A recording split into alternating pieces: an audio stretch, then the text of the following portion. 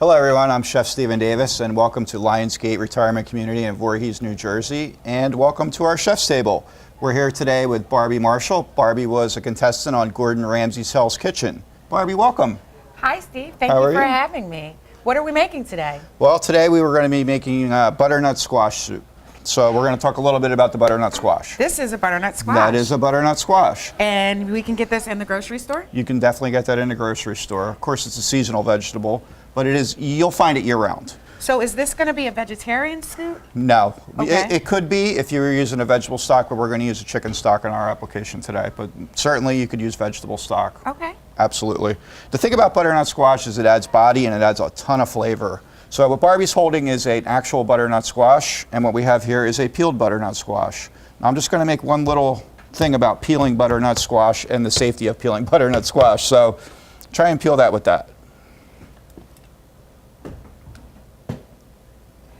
He asked me to do this knowing that I already could, so I'm showing you. In most applications with a vegetable peeler, you want to peel away from yourself, but in a butternut squash application, if you go towards yourself, it comes off. So butternut squash is a very thick skin. You can actually hear it snap when I bend it. It's a very, very thick, hard skin to peel off.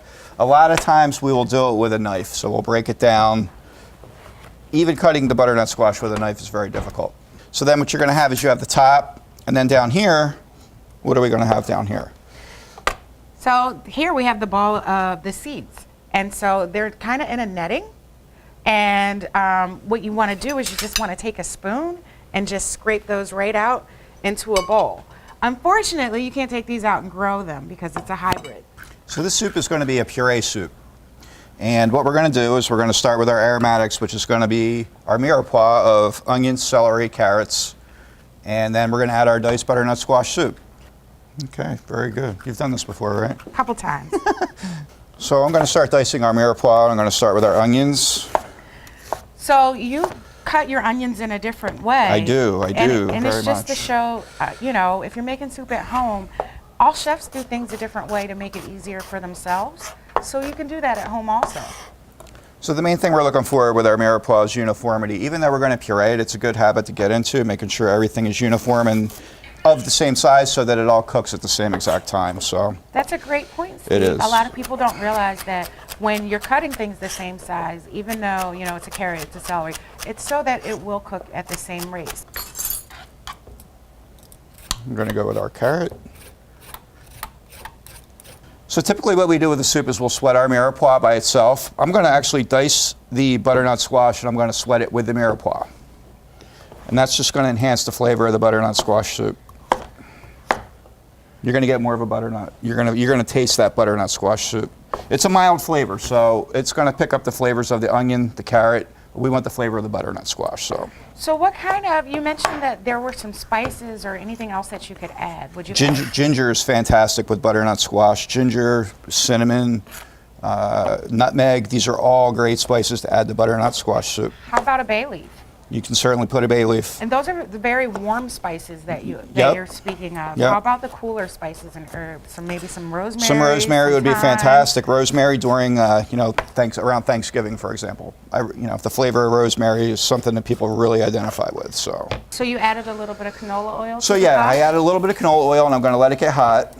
And I'm just going to bring it over on my cutting board, and I'm just going to sort of just push it all right into the hot oil. And you got that nice sizzle. Hear that sizzle? Put our cutting board back. And we're just going to saute.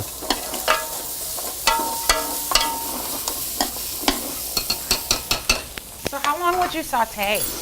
About 5 minutes. About 5 minutes on medium heat. You don't want it to brown. You want to sweat it. You want to bring out the flavors.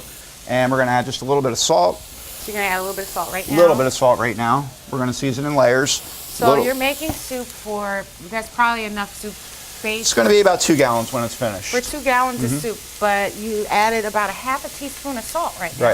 Right. So that's not a lot of salt, but adding it this soon will definitely enhance the flavor because it's also going to cook down and marry together very well. Exactly. And I'm going to add a little bit of rosemary. We spoke about rosemary. Excuse me. I'm going to add a little bit of thyme. And that's just going to cook, sweat down.